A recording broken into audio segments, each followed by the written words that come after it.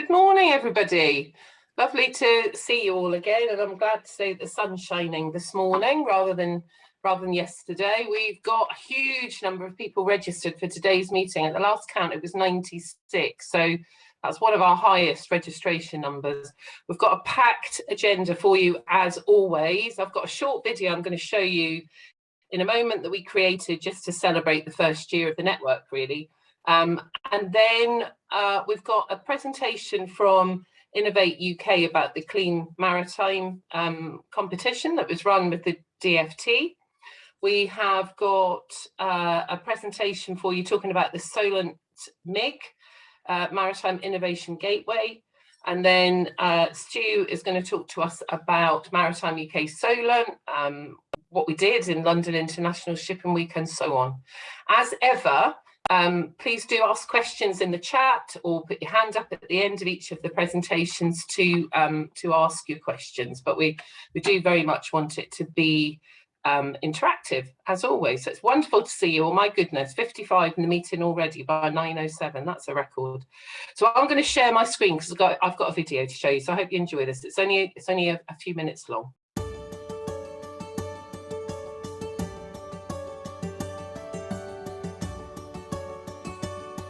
I hardly know anybody else in front of me on the screen, and I think that's symptomatic of the challenge we have here because the marine sector is so very large. I think many of us are unaware of the number of industry colleagues that we have, possibly with shared clients. We could certainly collaborate with each other more. Maybe there are joint projects we could be working on that we haven't even thought about. I'm sure everybody knows this, but the maritime industry is extremely diverse. There is such a wide range of roles and opportunities. There will certainly be opportunities to grow within this region. Everybody on this call knows that we sit within already a very strong marine ecosystem. So there is a great deal of innovation already in this area. There's a fantastic access to talent. And if we believe that if we focus a marine centre of excellence, the collaboration and clustering effect will really create something of international brilliance. Cheaper, more effective way will simply be to revisit internal working within an organisation over which businesses and entities do have control to rethink even, when was the last time we updated our systems and our protocols and our training? Do we have the right manpower in place to respond to this emerging landscape? What I'm really hoping to try and do today is to point you in the right direction as to where the support is, and it will give you a checklist in terms of issues that you need to stop and have a think about. With all the focus on the environment in the Solent, it is really the toughest challenge in the world or the planet has ever faced. But I think on the flip side of that, it is actually also the biggest opportunity in solving this and then bringing a better future.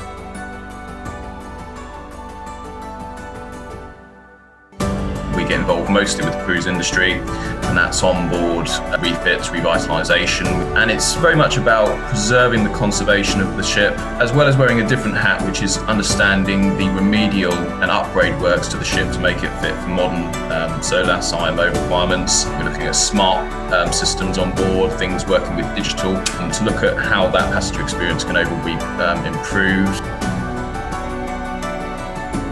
And we want to make sure that all our Maritime UK people programmes are very strongly aligned. We can't do one without the other. Diversity and inclusion is so big. We want to make sure that everybody has that equal seat at the table.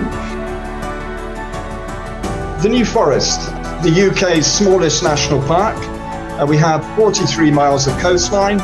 We have an incredibly unique biodiversity, a high-class locally owned tourism industry, and the locally owned bit is really critical.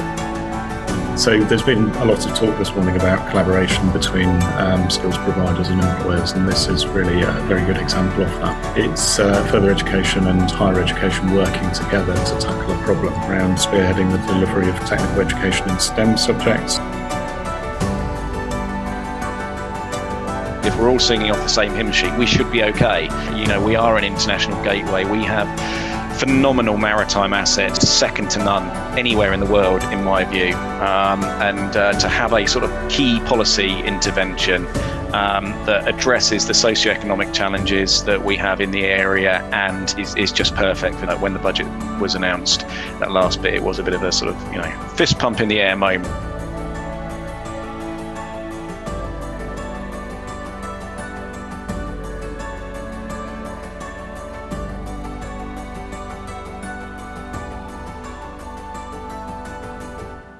So I hope you enjoyed that. We thought that was a good summary of what the network's been discussing. It's nothing like all our speakers, but the history really today. So without further ado, I'm going to hand over to David Legg, who's going to take control of the screen.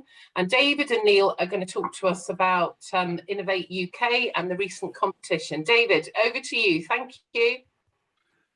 Thank you very much indeed, Lorna, and also Will, for inviting me to speak today. So my name's David Legg. I'm the Regional Manager at Innovate UK, covering London and the southeast of England. So I'm part of a team of 5 regional managers covering the whole of England. Plus we have managers who cover the devolved nations of Scotland, Wales and Northern Ireland. So I was going to split my talk just briefly to give you, those who aren't familiar with Innovate UK, a quick overview of some of our activities that we are involved in. And my colleague Neale will be following me to give you some more information about, you know, the Clean Maritime funding competition that we did recently. So just briefly, so Innovate, most people think about Innovate as a funding organisation. So we're the government's innovation agency, and we support businesses by giving out grants and loans to businesses. But we're part of a wider family.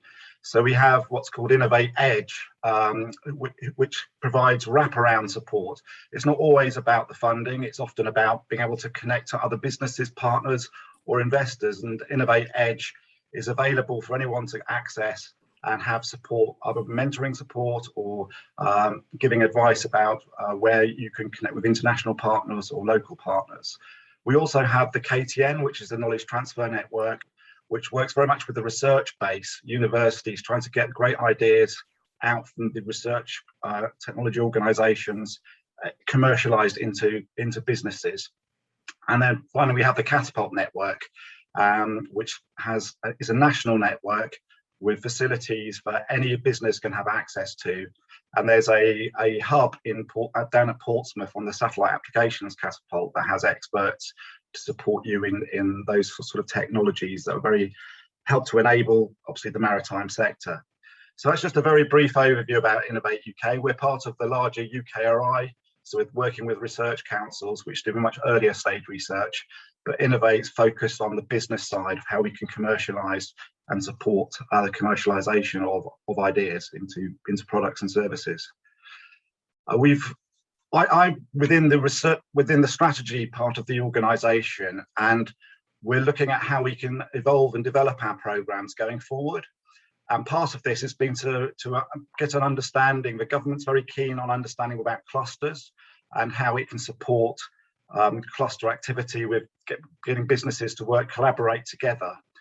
And so we've been working with the Innovation Caucus with Professor Tim Vorley at Oxford Brookes to do some work, not only looking at the maritime cluster down on the Solent, but also other clusters around the UK, to get a better understanding of the kind of the strengths, the capabilities, and maybe the types of programs that we can look to develop in future to support these. So I've just David, sorry, your slides have frozen, or they've not moved on to where you're up to in your talk. Oh, okay, sorry, you're still on the first slide. Right. Shall I stop sharing and reshare? Maybe that would be a way around that. Can you see me? Can you see that now? I can see the maritime cluster overview slide now, yeah, but it's not in presenter mode, it's just in... Okay, from current slide. Has that worked? It's thinking about it. Okay. We can see the slide. We can see the slide. You can see the slide, but it's not in presenter mode. Okay. So with the innovation, we've done some interviews. Obviously, we've had to only rely on some of the key people who got sort of helicopter views of the cluster, but we've tried to get a good range of perspectives. So interviewing people in some of the large anchor organisations, some of these smaller innovative businesses, as well as the universities and research base. So this really just summarises some of the kind of key features around the geography and heritage, which I'm sure you're all very familiar with. But one of there was a general consensus about the way the cluster's evolving over time, and now centering very much on technologies to enable the transition to net zero, and also autonomous systems to help remote logistics and getting out to piloting ships and things like that. So one of the interesting features was that although maritime is complex as a cluster, but it relies on a number of supporting business types of activity, through engineering to digital AI and robotics. And as you move more to this transition, these sort of enabling businesses are really important as key features.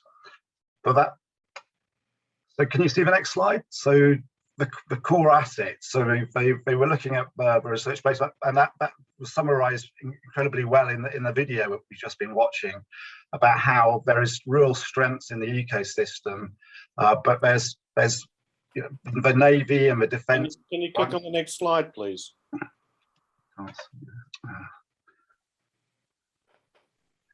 Can you see that now? Yeah, that's got it now. The core. Okay, maybe I'll just do it this way. So there, with the research base, with the strength in 3 universities that you have, real skills and talent in engineering, but perhaps the intersection, some of the core assets, this is maybe a coordination element. That's one of the major challenges that was identified, about how you coordinate across the ecosystem and ensure that there's an awareness of where there are opportunities to engage with the research base, and how businesses in slightly different areas can work together, particularly around the opportunities for net zero, where it's kind of the mix of losing space applications or digital technologies combined with engineering that can really help deliver new innovations. So the skills we were looking, of course, there's a very good strength in skills in the workforce, but of course, as we move forward, the digital and engineering skills are going to be key elements.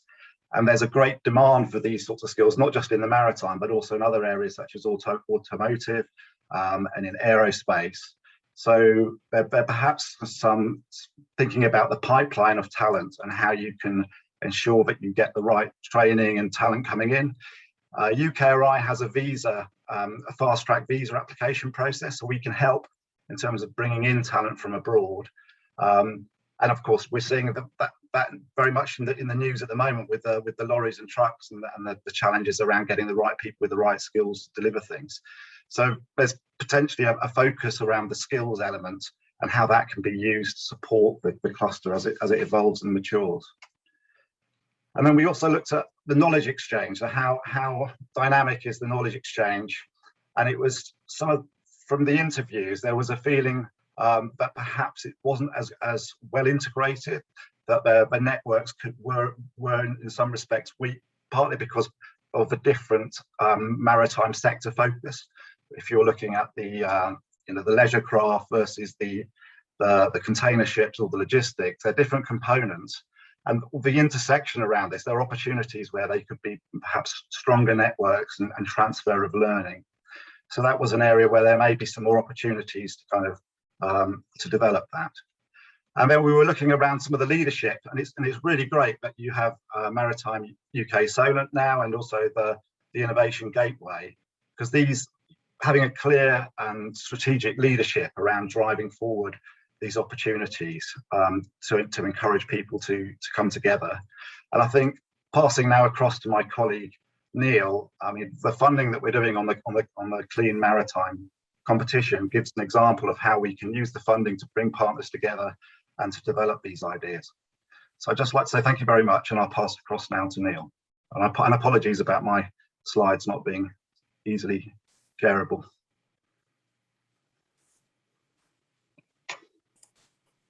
Thanks, David. Right, can anybody see that? Just give me a thumbs up, David, if you can see my slides. Yeah, okay. So yeah, good morning, everybody. And yeah, can I also extend my thanks to the team at Maritime UK for allowing us to come along and talk this morning. So my name's Neale Ryan. I'm a Senior Programme Manager in our Land and Maritime Transport team.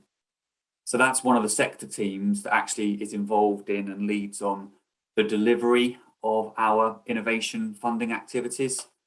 So we work across all things land and maritime transport, so road, rail, and maritime, delivering a range of very large programmes on behalf of the Department for Transport and the Department for Business.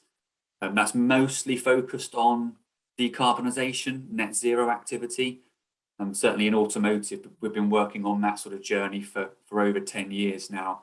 Obviously, maritime is a more recent addition, but we also deliver programmes around rail innovation, around connected and autonomous vehicles, and a whole range of other things as well. So my time is primarily around running competitions to issue funding, managing the calls, and then also overseeing the delivery of the programmes or the projects rather that are funded, making sure that they deliver what we were hoping them to deliver in terms of innovation, and making sure that we support companies to then exploit and develop those new technologies. So I'll be talking about the CMDC this morning. I've got about 10, 12 slides to get through, just to give you an update really. I know Maritime UK were absolutely pivotal in the promotion of the competition to companies earlier on in the year.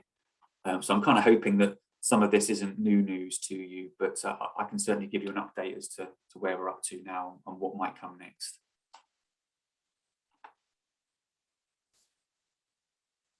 So David's already done an introduction to Innovate UK, so I won't dwell on that. So the background to this really starts with the Prime Minister's 10-point plan that was announced back in March 2021.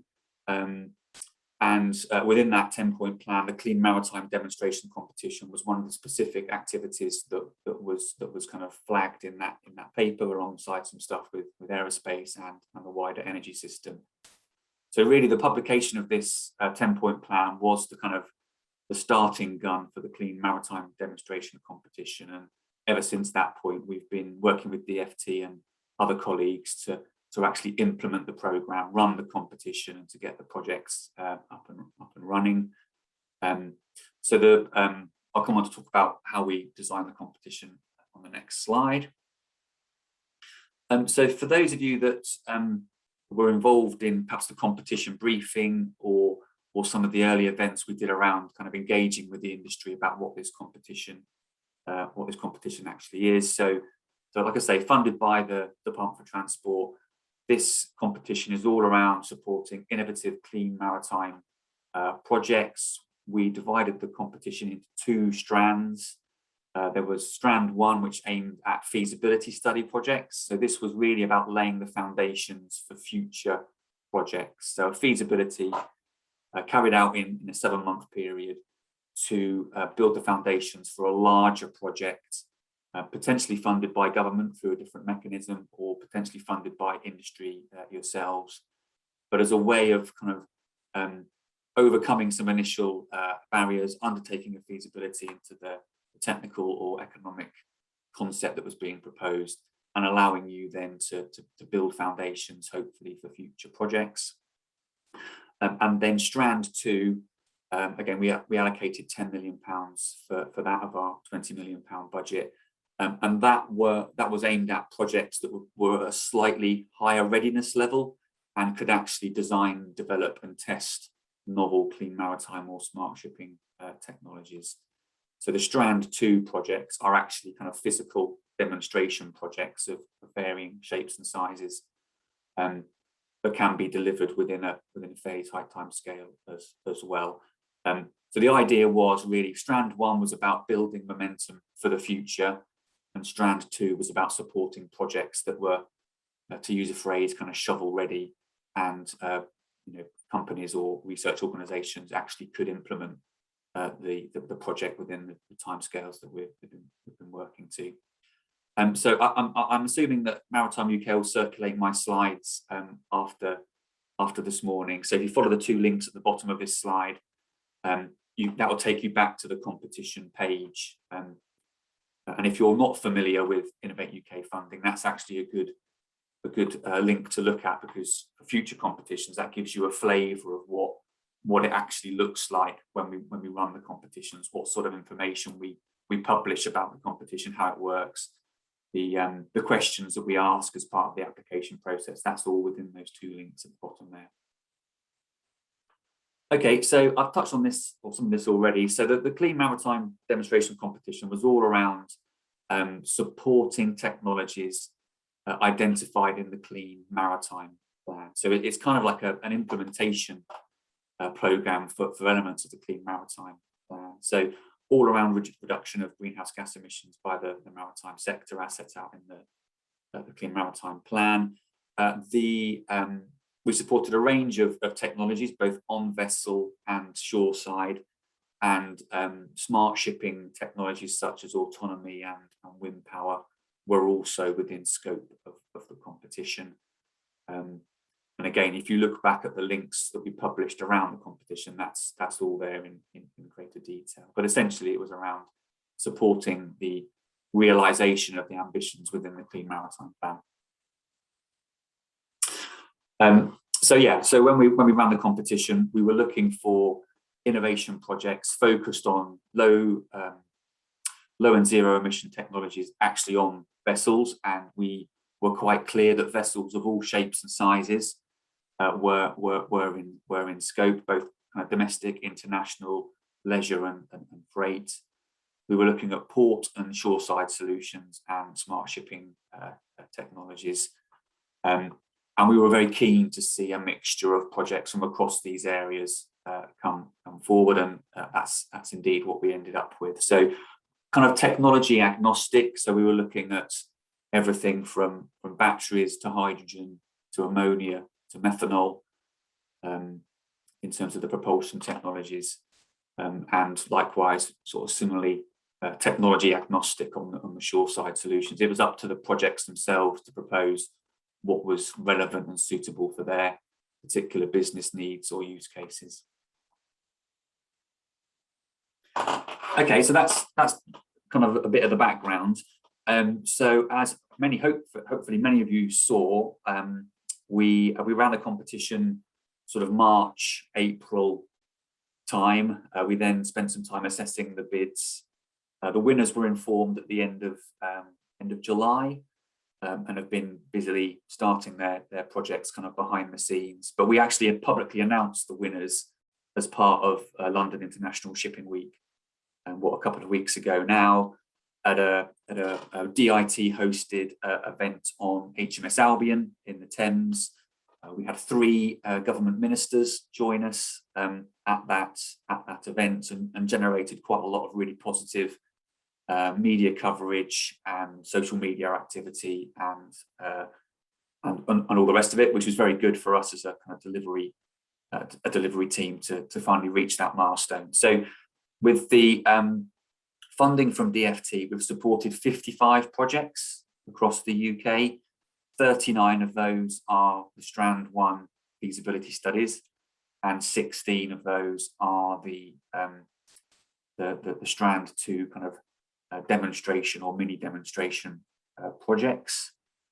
So in the end, because of the excellent demand to the competition, and again thanks to Maritime UK for their efforts in promoting it, we had a very strong demand for the competition, and we were able to, because of the number of quality bids that we received, we were able to convince the department to put slightly more money into the competition, and we ended up awarding £23 million of government funding, supporting a total investment of just over £33 million.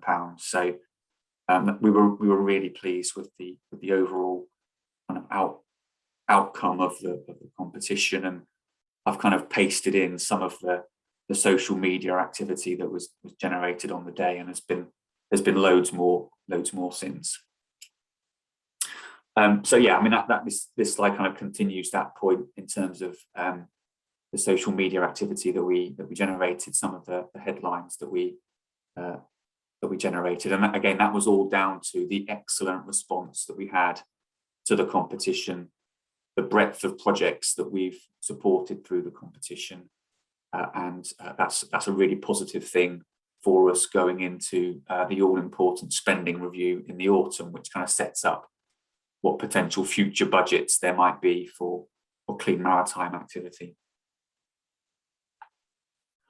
So one of the things that the department and the ministers were very, very keen on was the fact that, reflecting the diversity of the maritime sector and the spread of it across the UK, we wanted to make sure that we got sufficient bids from all corners of the UK, reflecting kind of where the maritime sector is based. And hopefully from this slide you can see that we've got a really fantastic array of participants. So these little red dots, red pins, show the 208 companies or organisations that are involved in the successful project. So you can see that we've got projects or partners right from Shetland and Orkney all the way down to Plymouth and beyond, down both sides of the country in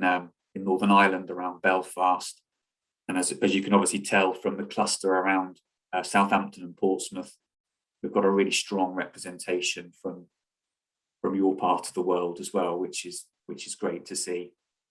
And again, this is one of the things that we're particularly pleased with, because it then ties into so many other key things that the government is trying to do around levelling up and investing in the regions and nations of the UK. So CMDC has also got some positive brownie points within government, because it is a vehicle to do that as well. So yeah, we've got 55 projects that are either starting up or have started, and I've got a couple of examples here from projects that I know involve partners from the Solent, from around Southampton and Portsmouth. So yeah, I mentioned the fantastic array of projects that we've got, of all shapes and sizes and all different types of vessel and use case. So the first project, the zero carbon baseload power for large ships, involving Carnival, Southampton University, Ceres, fuel cell manufacturer, Shell and Lloyd's Register. So this is a project looking at hotel loads for large cruise ships, which of course is very important to the Solent, and how you can remove the need to run diesel engines or marine fuel powered engines in port using a solid oxide fuel cell system, both within the port to reduce emissions whilst the vessel is in port, but also out at sea for the hotel loads, meaning that you potentially wouldn't need portside infrastructure or as much portside infrastructure, which is very, very costly. And Ceres is a company that we've been working with for a number of years in automotive, actually, on their fuel cell development. So it's great to see some tech transfer into other applications. So that's a Strand 1 project looking at the feasibility of that technology. The second project I chose was because of the White Shipyard involvement. So that's a cross-river zero emissions ferry projects, looking at applications with Thames Clipper or Uber boats by Thames Clipper. So looking at and building on their existing relationships as a supplier to Uber boat, and looking at optimizing electric propulsion systems of next generation vessels. Also looking at some aspects of autonomy to reduce the energy demand of vessels where appropriate. And again, it's a Strand 1 project, so it's all about the feasibility of this technology and setting a platform for a future, hopefully larger project that will then accelerate that technology and those solutions to market, focused on the Thames or any river river use case. So yeah, these are two great examples from the 55 that we've got. I've got a slide later on actually that all of the 55 winning projects, there is a link that is in this slide deck to tell you what they are. There's an amount of sort of public data that we have to publish, so you'll see all the partners that are involved and all of the public descriptions of the projects that we funded through this competition. Okay, so crucially, what happens next? So the projects funded through this round of funding all have to be delivered by March 2022, and that's kind of a byproduct of the way that government has allocated funding as a result of the pandemic. So all of the projects are short, sharp projects within 7 months. We'll be doing more work to showcase the projects at COP26 and any other opportunity that we can partner with. So if you do have ideas or suggestions, please do get in touch with me, because we're keen to give all projects lots of opportunity to talk and share what they're doing. We're actually bringing all the projects together. We did the first meeting a couple of weeks ago, and there'll be further meetings during the next 7 months for the projects and the project teams. So they're kind of closed invitation events for the organisations working on the projects.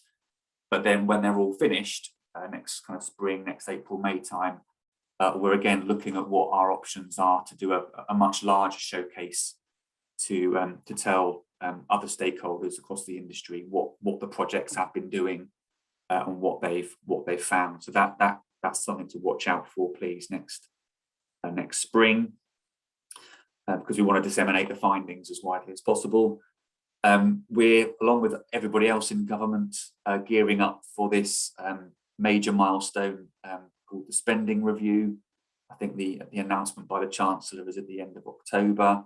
So this really sets out the government's direction and funding priorities for the next 3 years.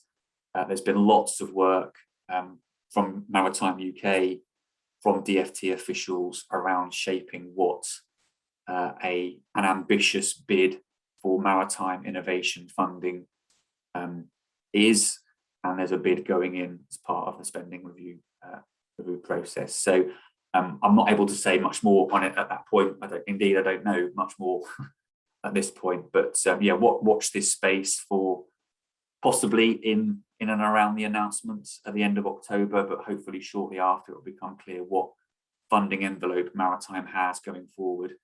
And then DFT will then set out plans as to how they plan to deliver that funding to build on the success of the competition we've run for them over the last sort of 6-9 months or so. Okay, I think this is my last slide. So yeah, there's a link here if you want to have a look at the 55 winners. As I say, there's our transparency data. And yeah, if you want to get in touch about the competition process or Innovate UK funding more widely, then please do get in touch.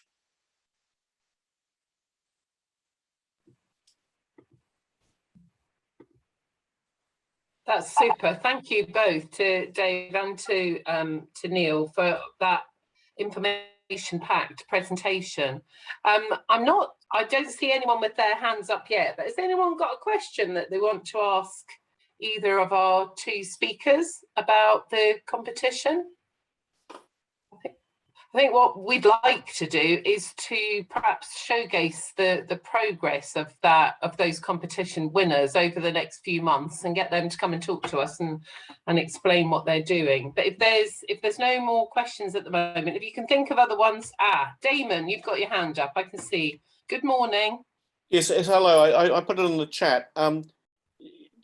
Does Innovate UK or DFT have a date and a time of when they're going to be showcasing these CMDC projects at COP26? I mean, there are quite a lot of people from the Solent area who are trying to get to COP26 and have invites, but as there's no schedule, there's nothing to anchor travel and accommodation around. So do you have a date and a time? Yes, I wish we did, to be honest. We Well, don't. that's a no then. It's a no. It's a no. We are close. There are a couple of dates that are being discussed and debated. Are you involved in one of the projects, Damon? Yes. Yeah. Okay. Yeah. So I was planning on sending out a holding email to reassure you that we are looking at this urgently. That'll probably go out today or tomorrow. But hopefully next week I'll be able to say, right, this is what we're doing. This is the date. This is the time.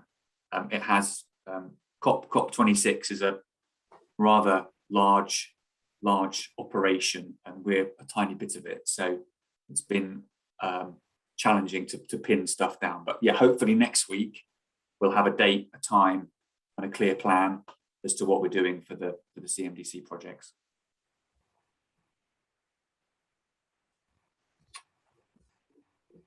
Okay, I'm not seeing any other questions at the moment, but if you can think of other ones as the morning progresses, please do add them to the chat, and we'll answer them here if we've got time, or we'll pass it on to David or to Neale afterwards. That will come back to you directly. But huge thank you for that insight, and isn't it wonderful to see that so many of those projects are in the Solent? So I look forward to seeing the progression of those. So our next agenda item is to talk about the Solent MIG. So I'm going to hand over to Henry, to Alan and to Stu to take us through that presentation. Over to you. Thanks, Lorna, very much. Yeah, I'm Stuart Baker. I'm Managing Director of Maritime UK Solent and Business Development Director at Solent Local Enterprise Partnership as well. As you can see on the screen, they've got Captain Alan Yoop as well from Royal Navy, who's leading on the Solent Maritime Enterprise Zone, and Henry Che from Connected Places Catapult. So it's great to follow on from the previous presentation around innovation. It's great to see that clustering of activity and successes in the Solent as well, which is kind of testament to the great range of innovation assets and innovators we have here in the Solent that really have sort of fueled the growth of our maritime sector and will be pivotal in keeping the Solent maritime sector at the forefront globally, which it certainly is. So we're here to sort of speak about a new collaboration that really looks to harness our innovation assets and innovators and really strengthen the Solent Maritime innovation ecosystem so that we can innovate, particularly around net zero. Huge focus for everybody really as we look for those pathways to net zero, and we just had COP26 reference there from Damon, but also just changing the way that maritime operates, improving productivity, and of course Solent Freeport as well will be a sort of stimulus for innovation particularly in the port sector, but also marine related advanced manufacturing and logistics as well. So without further ado, I'm just going to talk a little bit about the sort of asset base in the Solent. Then I'll hand over to Captain Al, and then Henry will talk more around the work that we're going to do. But we really this is the kickoff, so there will be some questions that you have that maybe we don't have answers to, but we're hoping that you do have the answers to it, and that is the point of this. We are really open to getting you involved in this and helping us, because you are the Solent maritime innovation ecosystem, and our ambition is to strengthen that and bring it together in a better way. So I'm just going to hopefully share my screen, and this should work. You hopefully will have a full screen as well. Someone could put their hand up or nod or just say, yeah, cheers, Henry. Thank you. Great. Okay. And hopefully better move slides as well. Brilliant. Okay. Okay, so I've talked about that already. That's who we're going to hear from today. So in terms of the maritime cluster, I know we've talked about this previously, and you are all part of that. But I think, we talk about this Solent as being the UK's premier maritime cluster, and it really does hold its own on an international footing as well.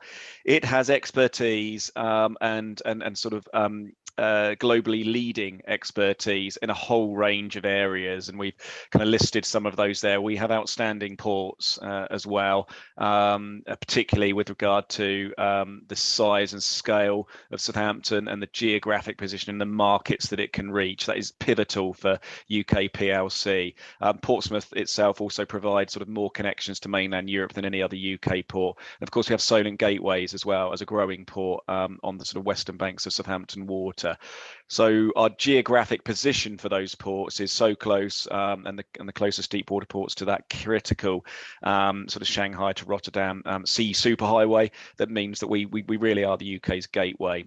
Cruise, you know, it's fantastic as if you go into Southampton and increasingly Portsmouth for that matter, and see this as colossal cruise ships on the horizon. It's great to go over the Itchen Bridge and sort of see these kind of floating monoliths, really, that are just phenomenal, really. And it's great to see that sector starting to recover from what's been a challenging time, and the growth opportunity in that sector is obviously huge.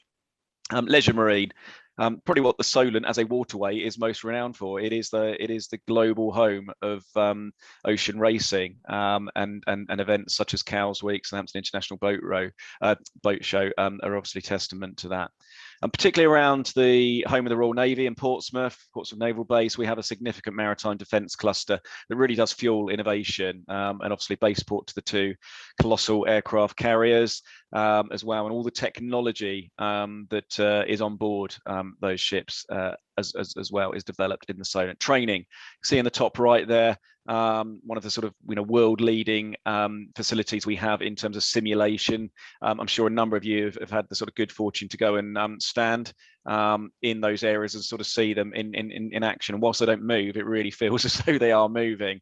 Yeah, it really is quite a sight. And so the Solent, through particularly Warsash Maritime School and a number of private sector providers as well, is providing world leading training to mariners. Academia and research, obviously Damon was on there, who heads up the Southampton Marine and Maritime Institute. The area is exceptional in terms of its academic and research human resources, but also in terms of the assets it has as well, and particularly important for this piece of work as well.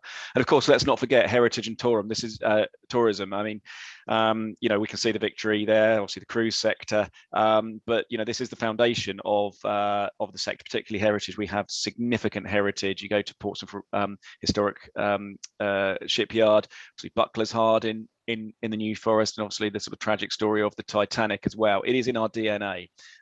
It really is, and has been. So we have expertise and excellence across a whole range of areas of maritime.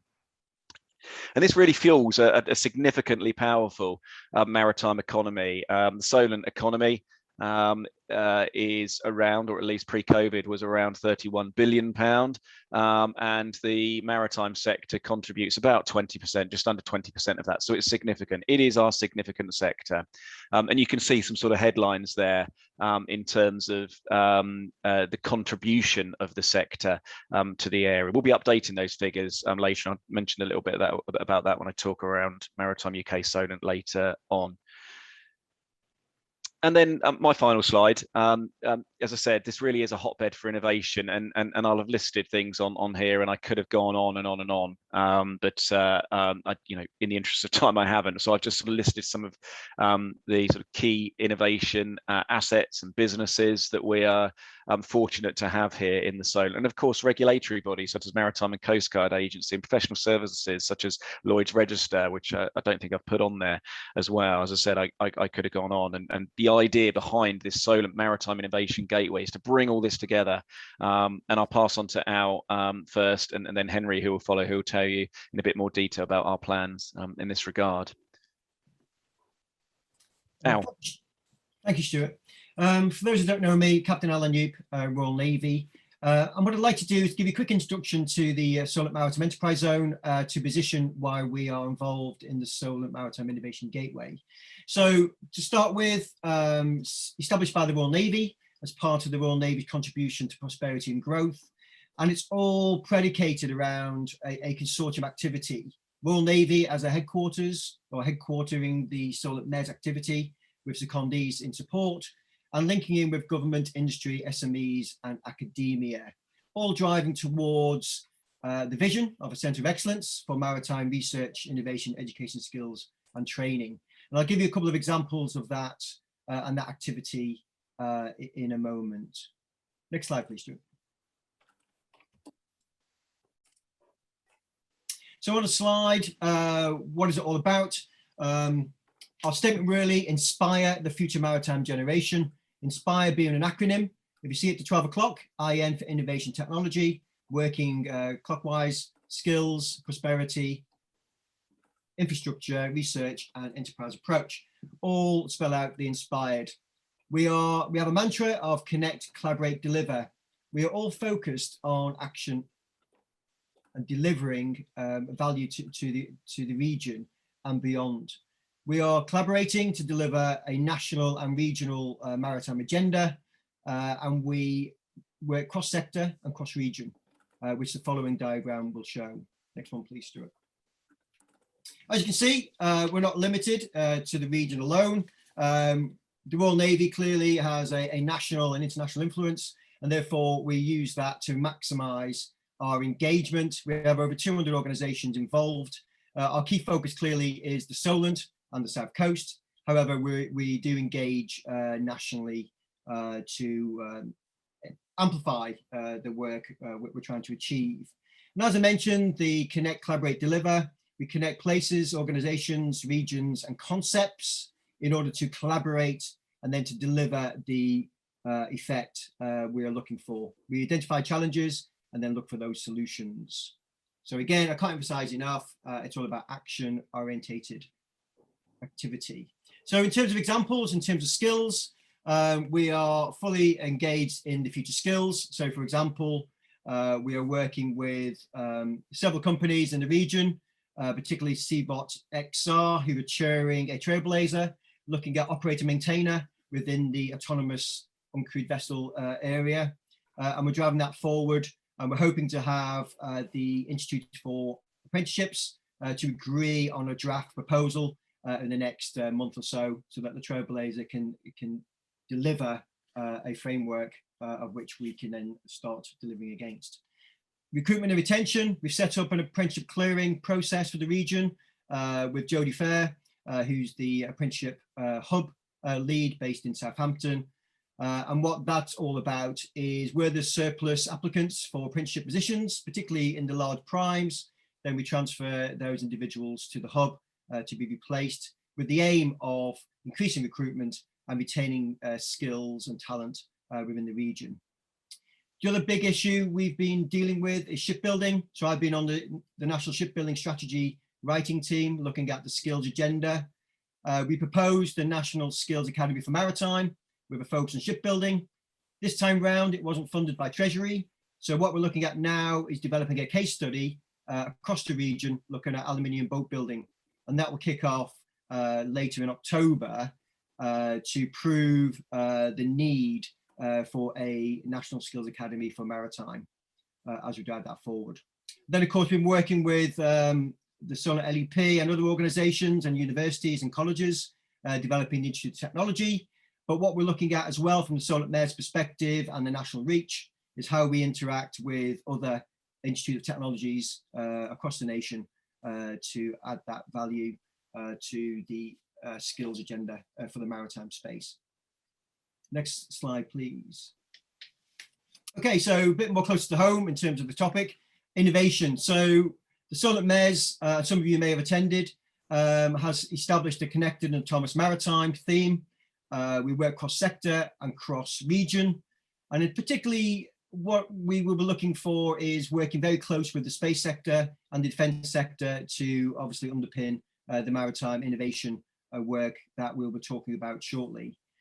Looking at 5G, there's a gap with the region, and therefore to enable innovation, we are looking at setting up the 5G network, which you can see on your screen. That's a model. Hopefully, within the next 6 to 9 months, we'll have that in place, which will enable lots of activity for businesses, large and small, to experiment, particularly in the autonomous vessel area. We have established a National Centre of Operational Excellence in Marine Robotics, and that is an MOU between the Royal Navy, the National Oceanography Centre and Seabot XR.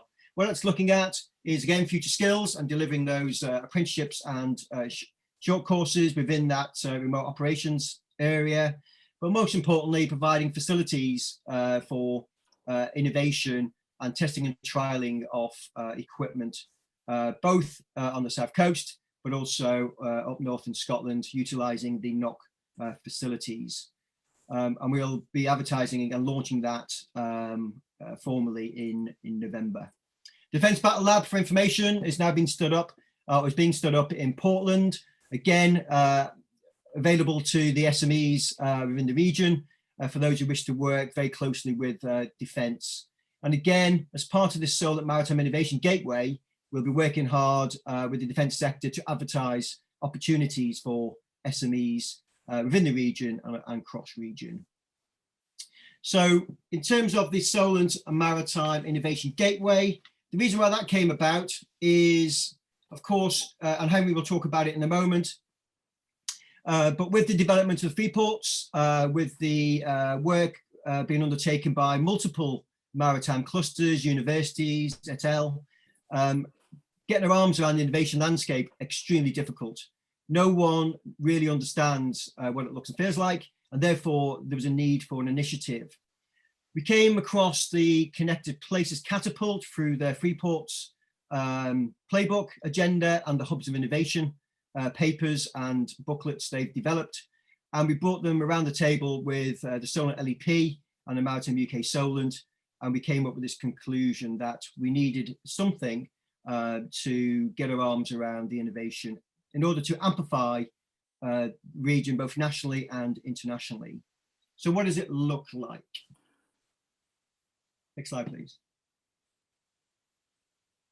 So starting at 12 o'clock, the Solent MIG, and these are the concepts we're driving forward. As Stuart mentioned, lots of work to be done, lots of input from yourselves to be gathered, and Henry will talk about how we're going to do that shortly.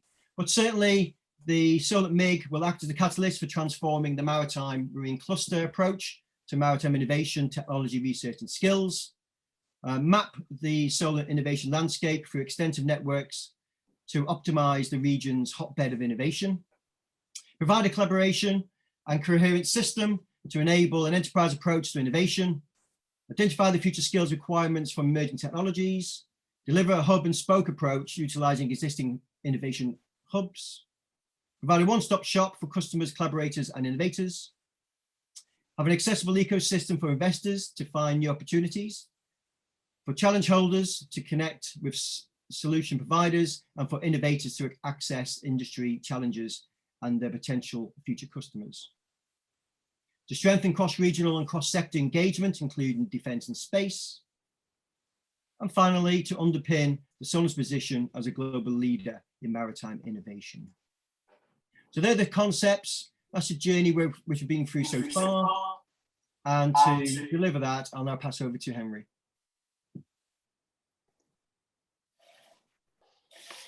Hi, thank you, Captain Al. And then I'm very delighted to be here to talk about the Solent Maritime Innovation Gateway, working alongside with the MES and the Maritime UK Solent. Just a quick brief that for those who not known about the Connected Places Catapult before, we are the UK Innovator Accelerator for City Transport and Places, and acting as David Legg mentioned earlier in his presentation as part of the UKRI family. We provide impartial innovation as a service for public bodies, businesses and infrastructure provider to catalyst step change improvement in the way people live, work and travel. And we do quite a lot of work in connecting business and public sector's leaders to cutting edge research to spark innovations and growing new markets. And we run demonstrator and accelerators to scale new solutions that drive growth, spread prosperity, and support the decarbonisation agenda. Maritime port is a key focus area, especially in my directorates. As an island, nation, the port and the maritime sectors have significant impact to the UK economy and communities, both regionally and nationally, offering the potential to level up economies, leading the way in transport decarbonisation and digitisations, and stimulate cross-sector innovations, as we heard quite a lot earlier from our colleagues from Innovate UK.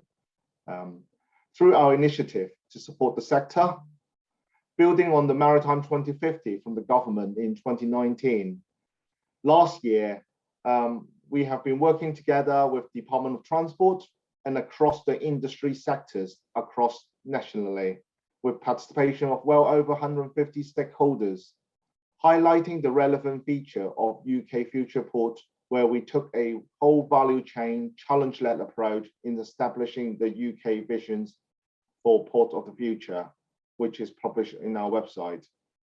To bring these visions to life, we then worked with a number of UK ports, one of which is including the Portsmouth International Port, to look at how to translate the visions into clear, actionable use cases, which was published earlier this year as the next level of activity for the UK-wide view.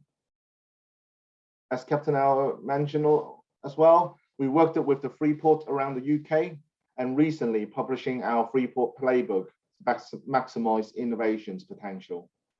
And I'm so excited to say that as part of Clean Maritime competitions and the free port, that during the shipping week, we have announced quite a few different things that we are supporting the different consortium and partners, how we actually making sure the economic growth agenda is being addressed. And there's no shortage of maritime activities in the Solent. As discussed with Al and Stuart, that been highlighting earlier, we are home to many innovators, researchers and organizations at the heart of the UK maritime economy.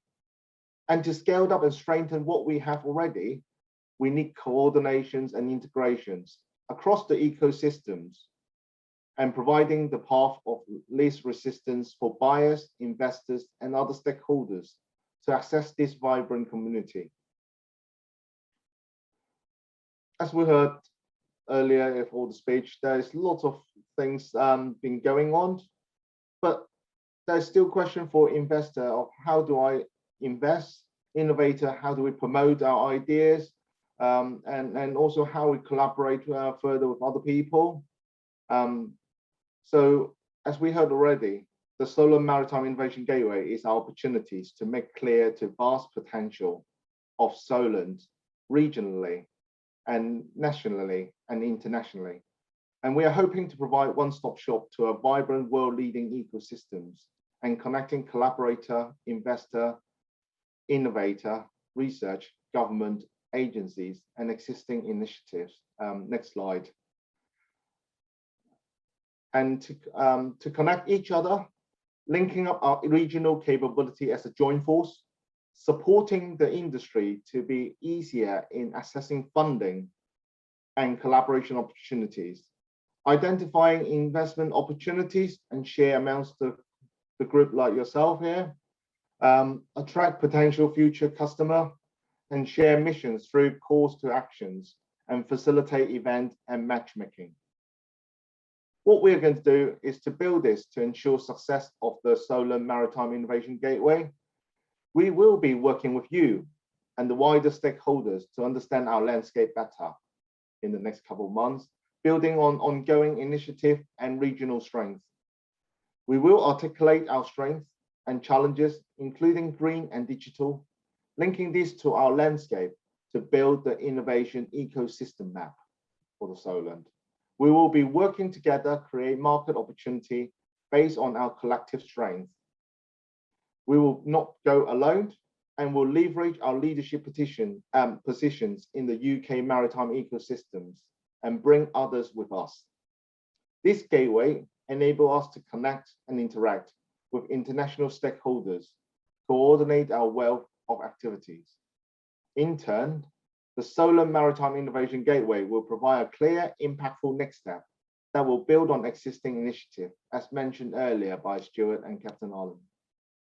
We will leverage our individual network resources and existing initiatives to build engagement, alignment, and act as a catalyst for transforming the Solent Maritime Cluster and coordinate the business ecosystems to create a single point of access and an enterprise approach which promote the unique strengths of the Solent maritime industry on a global stage.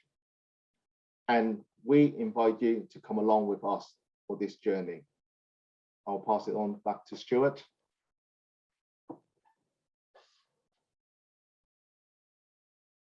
Thanks, Henry, and Captain Al as well. We have a video here, so which hopefully will explain things.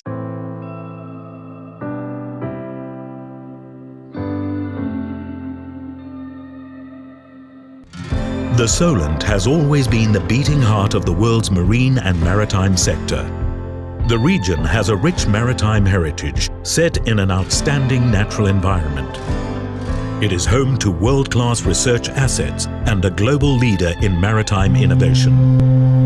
With a powerful £5.8 billion maritime economy and a 152,000 strong workforce, we are leading the way with the Solent's innovators. Small and medium-sized businesses, regulators, defense primes and large technology companies, and emerging disruptive technologies. In a fast-changing world filled with new changes and opportunities, we will continue to take the lead as we look to unlock net zero, strengthen resilience, drive efficiency, and optimize our digital infrastructure. Through a groundbreaking collaboration, we will coordinate the region's exceptional business ecosystem, leverage our highly skilled workforce and our wealth of existing activity. And by connecting investors and innovators, nationally and internationally, we will provide opportunities for businesses of all sizes, both now and in the future, as we unlock the full potential of the region on the global stage.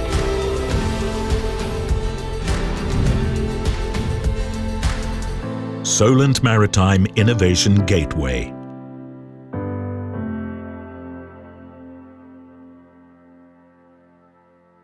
Brilliant. Okay, thanks ever so much for your time listening to that. I'm happy to take any questions, actually, from anybody. So let's see if I can see any hands up at all, and we'll take it from there. Can't see any at the moment. Lorna, I don't know whether you can see any on there at all. Good to see we've had some positive comments as well in the chat. Thank you for those. And some direct messages as well. Thank you again for those. Okay, I can't obviously see any hands up, but hopefully that was very clear then. But there's a, go on, Lorna. We've got one. Mitch is putting his hand up. Mitch. You're on your mute, Mitch. There we go. Hi, Stuart. So I've just launched a communications technology startup, but we're focused on B2B within the maritime market. I was wondering if there might be a bit of a place for collaboration here. Yeah, definitely. I mean, what I was going to just sort of launch into is that we're very much at the start of this piece of work, and one of our key initial tasks, in fact, we're going to have a sort of meeting later this week to sort of kick things off, is to have some events where we engage with people and we understand from people such as yourself who've got particular needs in relation to this space, so that as we sort of flesh out what Solent Maritime Innovation Gateway is, and I think we're not wanting to sort of second guess where we get to, but I think it's quite clear that we'll have some kind of web-based portal that people can interact with, that we make sure that it provides for the breadth of innovators in the Solent and their needs. This needs to, for me, to enhance the kind of value proposition of the Solent maritime sector, so that new businesses looking to invest in this area, or businesses in this area starting up or looking to grow, are assisted on that pathway by improved connection to their peers and colleagues and the assets that may benefit them as well. I know, Henry or Al, if you've got anything to add, talk to that. Yeah, I mean, as you said, Stuart, that one of the things that your contribution is key. I mean, what we're going to do is trying to provide a platform that highlighting the strength and the landscape in the whole Solent region. So your innovation and idea would be one of the key elements that we need to capture down. Then it's allowing us to actually, it's a two-way thing, how we actually able to promote the great innovation and idea to the need of the end user, and vice versa. It's actually how to articulate the end user and challenge we have in the whole maritime ecosystem to allow innovator like yourself of how to actually market it and address it of the challenge and need that where the end user are suffering at the moment. Brilliant. Thank you. Does that help at all, Mitch? That does, thank you. I'll be sure to be in touch. Brilliant, excellent, glad to hear it. And we've got some other people keen to get involved as well. This is all good. And I think what I will say as well, I'll check with Lorna and Will, who know all the technical things, but presumably if people are signed up to this, they're part of the network, and we'll then be able to contact them to sort of keep them updated on opportunities through Solent Maritime Innovation Gateway, and they'll get invites to the sessions that we run so we can get their involvement in this. Yeah, brilliant. I'm getting nods. That's good. Excellent.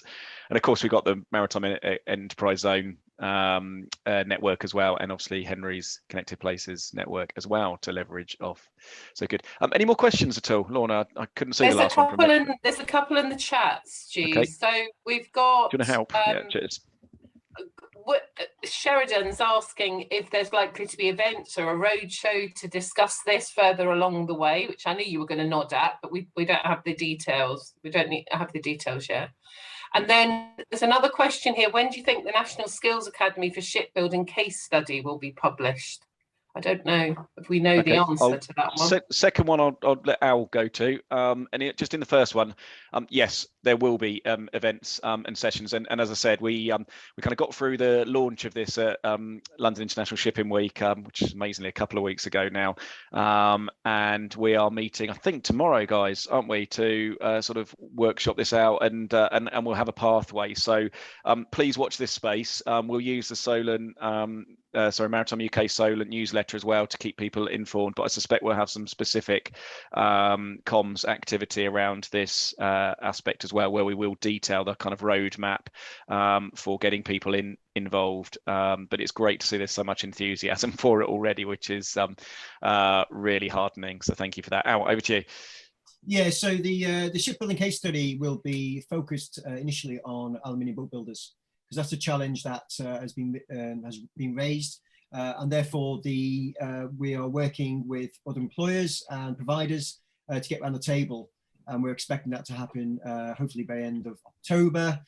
In terms of the National Skills Academy for Shipbuilding, this case study around aluminium boat building will provide evidence to strengthen the case for government to fund a National Skills Academy for shipbuilding, which will be a virtual construct across the nation. So hopefully that answers that question. If you want to get involved, then drop me a line, please. Thanks, Al. Lorna, was there another one there at all? There's one more around. Anthony has said this initiative is brilliant and could not come at a better time for SMEs in the area. It's just a comment, lots of positive comments, but I'm not seeing. David is asking. Sorry, it's jumped.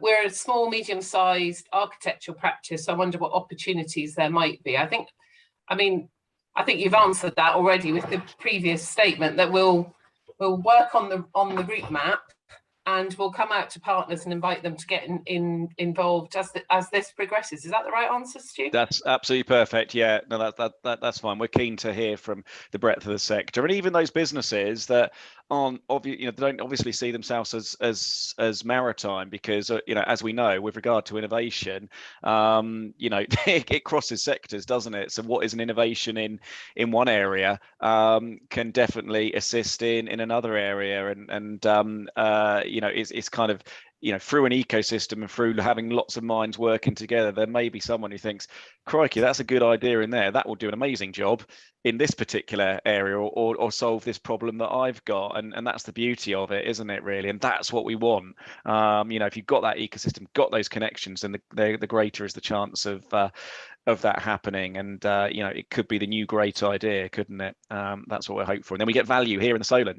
Make sure all links to sort of having the skills that we've talked about as well, so that those young people starting out in their careers in the Solent can perhaps be in these sort of new disruptive technologies, these new sort of net zero technologies of the future, and have really good, strong careers, and stay here in the Solent and not go elsewhere, and fuel what is already an outstanding maritime sector.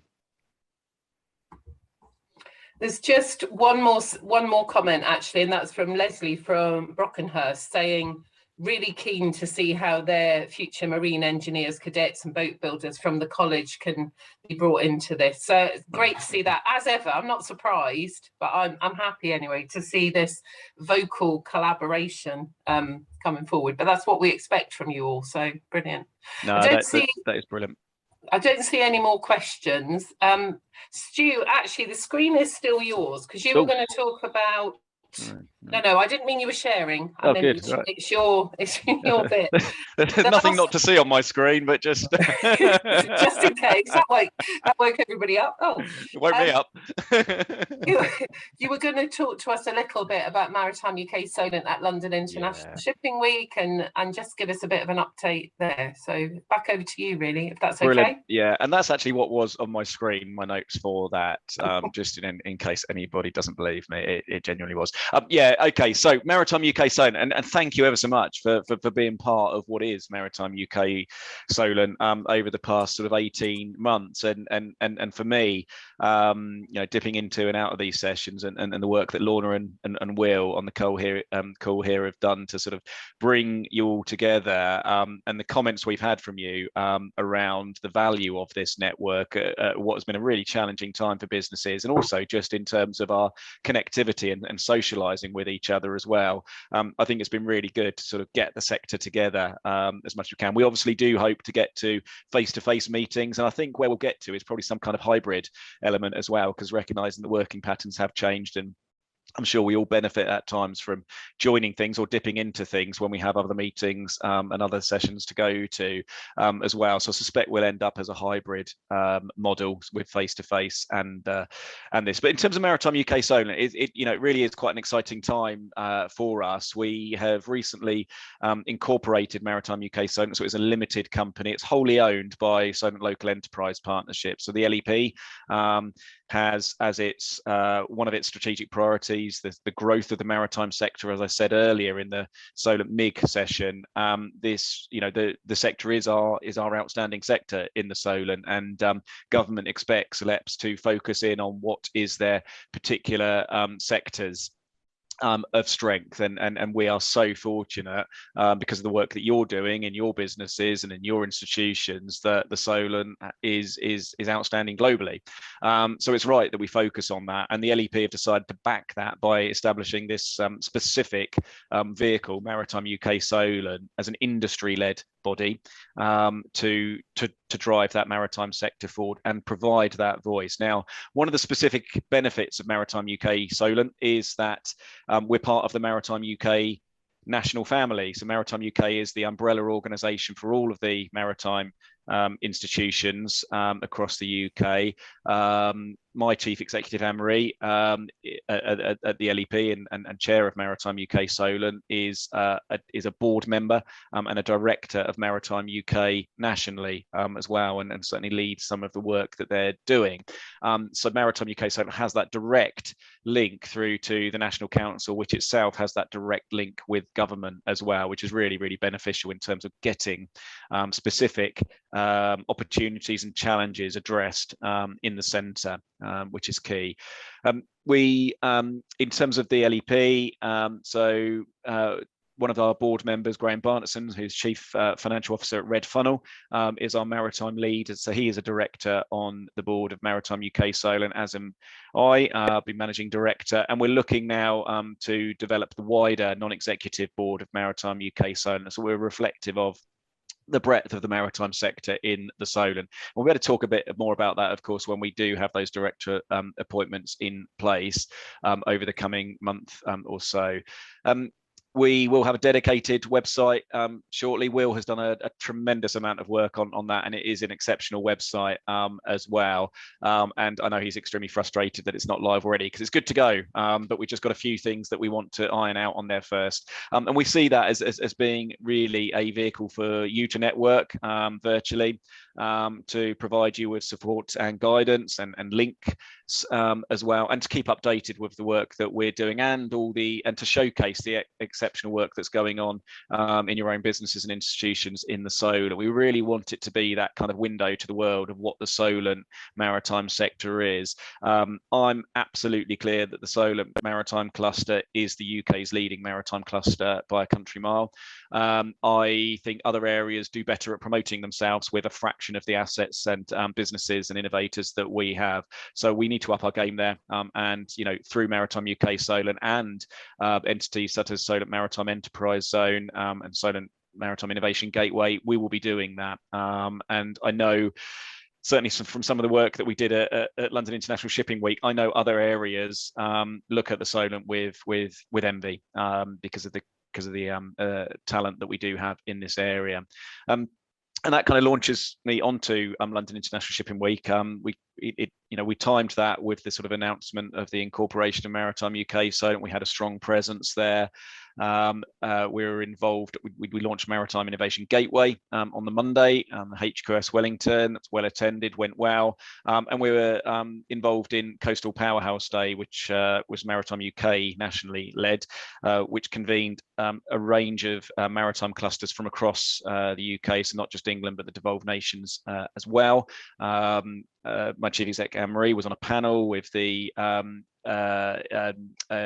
with one of the ministers at the time. I think she's moved on to Treasury and now as part of the reshuffle. I was on a panel as well where we were able to talk about the assets in the Solent. And as I say, it's quite clear that we're able to reel off significant assets and activity here in the Solent that is happening that other areas just aren't able to do. And as I say, that is testament to what everybody here in the Solent is doing, and we just need to shout louder about it and be really, really proud about what we're doing here in the Solent.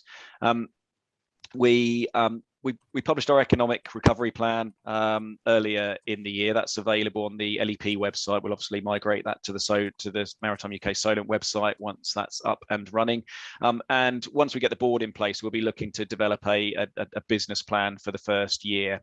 That will also include getting specific dedicated resource in place for Maritime UK Solent, again funded by the LEP. So we'll have actual people there doing work, and I think we'll be able to bring in the benefits of things like the Solent LEP's Growth Hub, which is a business support vehicle, providing coaching, access to grants and loan funding, information to signpost businesses to sort of peers and other collaborators, and general business support as well, and sort of make that specific to the maritime sector as well. And of course, these sessions, as I said at the outset, have proved really good vehicles for us to not only communicate what we're doing, but actually provide you with an opportunity to showcase what you're doing, and then to make connections with each other through that as well.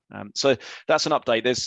There's so much more that we do plan to do over the coming year, but I'm keen to make sure that the new board of Maritime UK are involved in that process, and I would hope that, crikey, we're kind of fastly moving to October, that in the next month or so we'll be able to provide an update with a business plan of activity over the coming year, and how you can get involved even more deeply with what is Maritime UK Solent. Okay, Lorna. Yeah, perfect. Thank you. And we're just in time. We've got 5 minutes. I don't know if anyone's got any questions that they want to ask Stu about that last piece. I don't see any hands up. We've probably just blinded everyone with too much information. So it's been a bit of an information dump this morning, folks, hasn't it? I did say it was going to be yet another packed meeting. Whilst we see if any hands come up, sorry, Stu, no questions so far. There's a couple of things that I just wanted to update people on. You'll remember we talked some time ago about the Road to Net Zero event. We held that on the 6th of September. We had local MPs that came along and stakeholders, and the purpose of that meeting was really to help our local MPs understand better what is already happening in the Solent on that road to net zero. It went really well attended. It's so that when they're in debates or they're in meetings that they're better informed. So it was just to tell you that happened and it went really well. Our next meeting is on the 20th of October, and we think it's time to hand over to you guys again as a networking meeting. We haven't done that for a little while, so we've got space for 4 or 5 of you to make perhaps to make a 5 or 6 minute presentation about your business. If you can contact either myself or Will after the meeting, if you'd like to do that, you can share your screen, you can play a video, you can talk about what you're doing locally. As I say, we haven't done that for 2 or 3 meetings, so it's time, and we'd be really glad to hear from you and for us to learn more about all of you.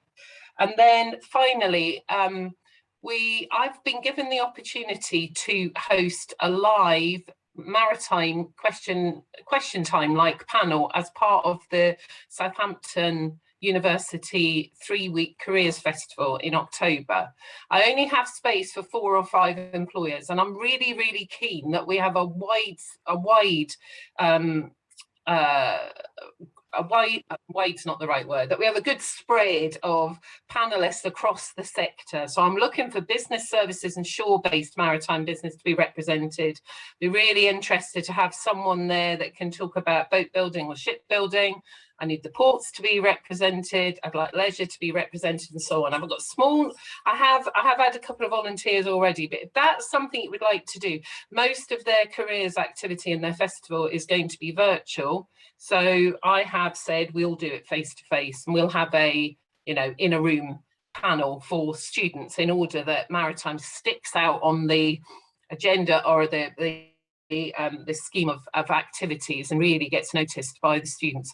So if that is something that you think you would like to help with, it's going to be the morning of Tuesday the 19th of October, and if you can come back to me really quickly on that, I'd be grateful. As I say, I'm only looking for 4 or 5 panelists, but it will be face to face in the room with students, and I'm hoping the agreement is we'll have the questions in advance. It's like it will be recorded and it will be shared afterwards. So that's my update.